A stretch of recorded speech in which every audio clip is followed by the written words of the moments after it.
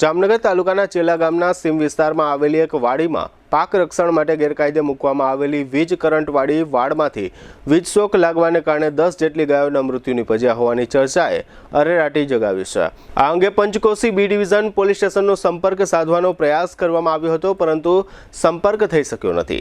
ખેડૂતો દ્વારા પોતાના પાક રક્ષણ માટે વાડીના સેઢા પર વીજ શોક મૂકવામાં આવતો હોય છે, જેના કારણે અવારનવાર પશુઓ તેમજ માનવીઓનો ભોગ લેવાતો રહે છે।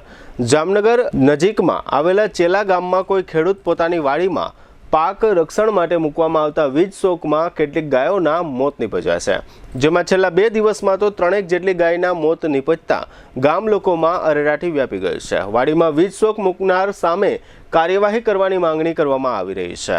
વાયરલ વિડીયોમાં અમુક પશુઓના હાડપિંજર જોવા મળે છે, જેથી વાડીના સેઢે ગેરકાયદે વીજ શોક મૂકનાર સામે કાયદેસરની કાર્યવાહી કરવાની કાર્યવાહી હાથ ધરવામાં આવી રહી છે।